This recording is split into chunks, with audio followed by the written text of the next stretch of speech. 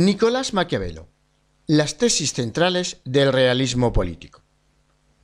Nicolás Maquiavelo, el italiano Niccolò Machiavelli, nació en el 1469, en pleno Quattrocento, y murió en el 1527, unos 8 años antes de la ejecución del otro gran pensador político de la época, el británico Tomás Moro. Maquiavelo forma parte de ese amplio movimiento cultural que es el humanismo. De hecho, considerará que la República Romana, el periodo histórico que va desde la caída de la monarquía hasta la instauración del Imperio Romano, representa el modelo o ideal político. Precisamente la consideración de la antigüedad clásica como un modelo es una actitud propia del humanismo. Además, Maquiavelo desarrolló su actividad política exactamente en la cuna del Renacimiento, la entonces República de Florencia.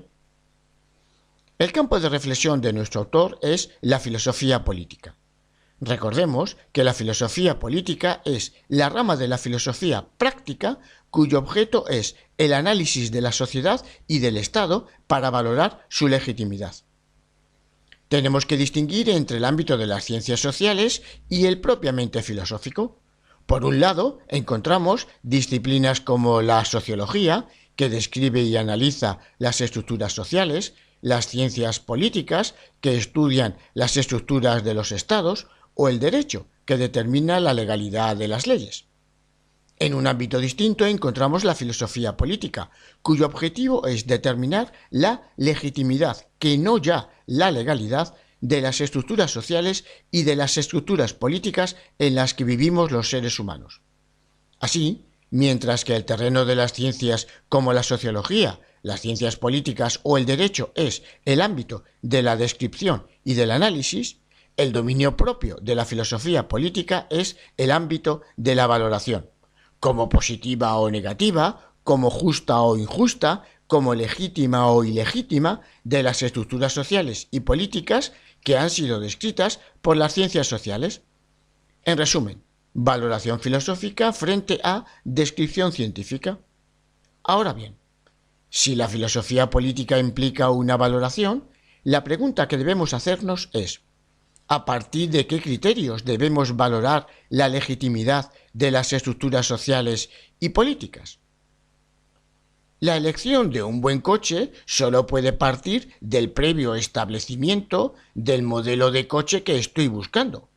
Si considero que el coche ideal es un deportivo de altísimas prestaciones y alto consumo, mi calificación de bueno o malo será muy distinta que si mi coche ideal es un coche lo más ecológico posible. Así pues, ¿a partir de qué criterios debemos valorar la legitimidad de las estructuras sociales y políticas? Podemos clasificar las filosofías políticas según dos grandes modos de responder a esta pregunta. Por un lado, las filosofías que proponen una valoración de la legitimidad de los estados a partir del cumplimiento de unas ideas o valores. Y entonces encontramos filosofías políticas que proponen modelos utópicos de sociedad y de Estado. Por otro lado, encontramos filosofías que valoran la legitimidad del Estado a partir del cumplimiento de unos objetivos realistas. Y entonces encontramos descripciones realistas de estados o de aspectos de distintos estados que funcionan o han funcionado bien. Los ejemplos más clásicos de filosofías políticas utópicas son La República de Platón y Utopía de Tomás Moro. Maquiavelo, aunque contemporáneo de Tomás Moro, opta por describir el modo en que debe gobernarse una república en condiciones reales. Sus dos obras principales son los discursos sobre la primera década de Tito Livio y la conocidísima El Príncipe. Ambas recogen un sinfín de ejemplos históricos, la mayoría extraídos de la República Romana, en los que Maquiavelo apoya sus propuestas para desarrollar un gobierno eficaz que consiga un Estado unido y ordenado. Veamos, en palabras de Maquiavelo, su posición crítica frente a las utopías. Dice así: siendo mi fin escribir una cosa útil, he tenido por más conducente seguir la verdad real de la materia que los desvaríos de la imaginación en lo relativo a ella. Porque muchos imaginaron repúblicas y principados que no vieron ni existieron nunca. Un paréntesis antes de continuar. Maquiavelo es un republicano convencido. Sin embargo, ante este hecho podemos preguntarnos, ¿por qué un republicano apuesta por un Estado fuerte y autoritario? Porque hay circunstancias que le llevaron a proponer este modelo de Estado, especialmente en su obra El Príncipe. Citemos dos de esas razones. En primer lugar, una circunstancia histórica. La Italia del Renacimiento es un conjunto de estados divididos y desunidos. Entre ellos está la propia Florencia. Estos pequeños estados eran piezas del juego internacional dirigido por los nuevos grandes estados autoritarios que entonces nacían, como España, Francia e Inglaterra. Maquiavelo cree que sólo un gobierno fuerte y autoritario podrá conseguir una Italia unida, igual que había ocurrido en España y Francia. Así, Italia podrá hacer frente a las grandes potencias del momento. También hay una razón antropológica. Nuestro autor tiene una visión negativa del ser humano. Lo considera un ser dotado de una maldad natural y egoísta. Además, cree que su sociedad es decadente y está corrompida. Por tanto, es necesario un poder central fuerte que acabe con las fuerzas centrífugas que pueden destruir la sociedad y al Estado.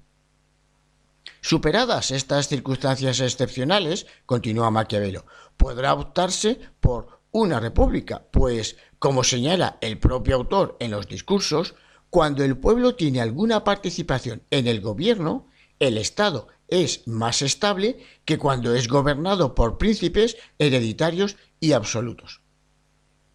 Así pues, el realismo político de Maquiavelo se traduce en la asunción de que los objetivos del Estado son la conservación, consolidación y aumento del poder.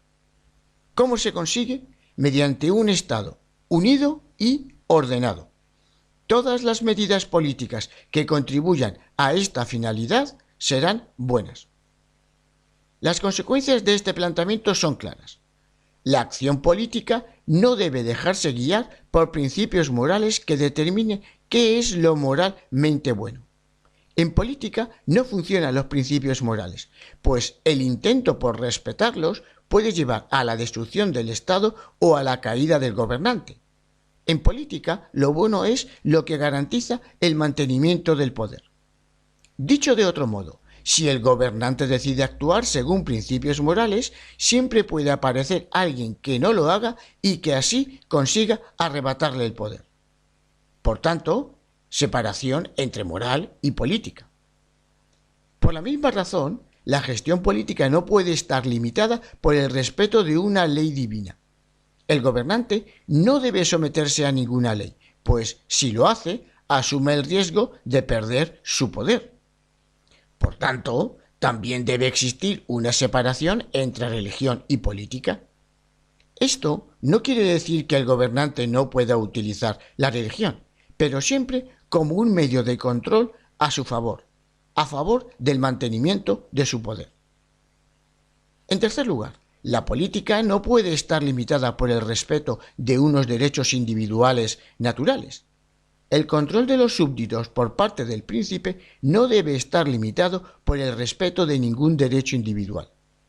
Así pues, también separación entre el ámbito de lo natural y el ámbito político. La conclusión es clara. La acción política solo debe regirse por el mantenimiento del poder, lo que nos lleva a concluir que la política tiene su esfera propia y separada.